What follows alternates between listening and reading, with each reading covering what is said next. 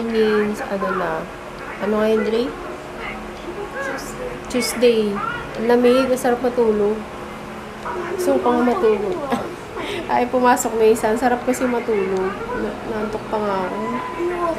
Ang lamig, no? Ilang degrees ba?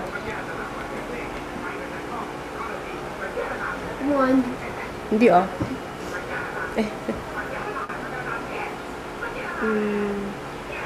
23. Ayun, no? 23 degrees. Naka-record ba? 23 degrees. Ang kulit pala, guys. So, may ginawa si Mickey Bustos na ano. Kulit. It's Judy time. Teka lang. Ito. May ginawa siyang parang, music video.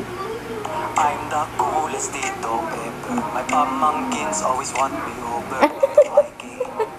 Sila Judy. Yay. Music video. The parents need a little bit. Ang kulit. Just leave it to me, they'll be okay. Because I always buy lots and lots of candy and chocolate bars and we build up board using different furniture and a comforter. We stay up. Ang galing talaga ito ni Mickey Bustos. Hindi siya kala Judy, no? Ang galing. Closer. Ang kulit. Kasi tapos sila namin. And, kasi kapon, nag-itlog na kami. Tapos ito, black coffee muna ako kasi walang ano. Oo, walang cream top. Then kay Dre, of course, gatas. Bear brand. Ayun. Kain tayo. And, may kachat pala ako kagabi. Hindi ko sure kasi kung papasabi niya yung name niya. Hello sis, kilala mo na kung sino ka. Salamat sa unting chat.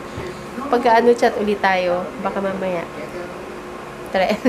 Salamat sis ang bait-bait mo naman. Salamat. Ayan. Sa Amerika siya. Amerika ata. No? Ayun. Hello sis. Hindi ko muna banggitin pangalan mo. Baka ayaw mo ipabanggit eh. Hello, salamat. Sana nga no, magkita tayo pag uwi mo sa June. Hello, and ano ba yan? Ingat kayo dyan, and hi sa baby mo. Ayun, kain tayo. Taho tayo. Ayan, paghatid ko kay Dre, may nakita akong nandun si Manong nagtataho. Bumili ako ngayon, uli ako nakainom ng taho. Si Dre, hindi ko na napainom kasi pumasok na dun sa room. Ayan. Kain. Pinalagyan ko sago. Pag si Dre, ayaw ng sago eh. Ayan. Habang nanood ako showtime and nag-edit ako ngayon ng vlog. Ayun. Sige, later. Salamat pala sa mga nag-order ng Deo and ayun. Salamat. Merong ang pumunta dito, pinick up niya. Bali, ang gumagamit yung asawa niya, yung asawa niyang lalaki.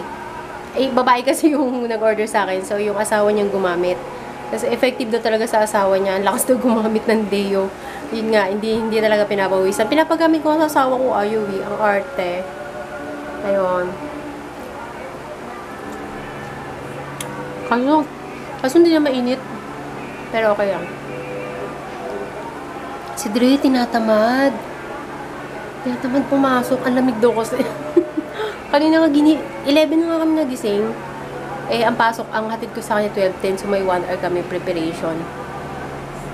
Tinatamad na siya pumasok kasi mabakasyon na rin kasi. Bali, isang exam na lang ata or dalawa. Achievement tsaka periodical. Isa lang yun. Kasi guys, ang alam ko, pagka may with honor sa kanila, iba yung schedule na exam, hindi sabay. Ganun, ewan ko. Ganun sa kanila. Sa April pa ata bakasyon nila eh. Kasi required ng DepEd yung number of school days. Tagal pa. Yung isa, ayaw na pumasok, tinatamad na. Sabi ko, tiisin mo na lang. Total, magbabakasyon naman na. Mag-inquire pala kami dito sa school. Try namin next week. Kasama ko yung mami na kaklase ni Dre. Yun. Sige, later. Kain tayo taho.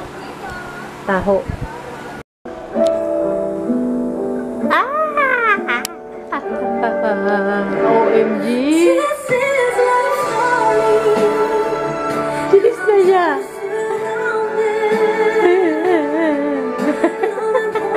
Baliw lang eh, no? Oh, kakilig! Ano ba yan? So guys, kagagaling ko, ay dito na pala si Dre, ayan o. Diyan na pala siya. Kagagaling ko lang ng dito malapit na palengke. Nag-ano lang ako. Bumili lang ako ng ulamin namin. Ang hirap mag-isip ng ulamin. Ang hirap. Hirap mag-isip ng uulamin. Ay, mahirap ang budget din. Mahirap pag-isip ng ulamin pag unti lang yung budget mo. Naku. Ano ba? Ba't ko binuksan itong freezer? Mag-ano lang ako ngayon, tinolang manok. Ito. Ayan, manok. Unti lang, kasi tatlo lang naman kami. Ayan, manok. Tapos, pechay. Ang hinahalo ko sa manok, guys, yung imbis na sayote sa tinola. Gusto ko yung papaya, eh. Nasasarapan ako pag papaya. Ayan. Ayan, oh. Papaya. Alam nyo ba, guys, kung magkano? To 5 piso lang yan. Ang mura, no? Minsan mahal, minsan mura. Ayan, 5 piso lang papaya. Diba? Papaya. Gusto ko yan. Masarap eh. Gusto ko papaya sa tinola. Ayun, tapos bawang sibuyas. Hindi later. Ayusin ko lang.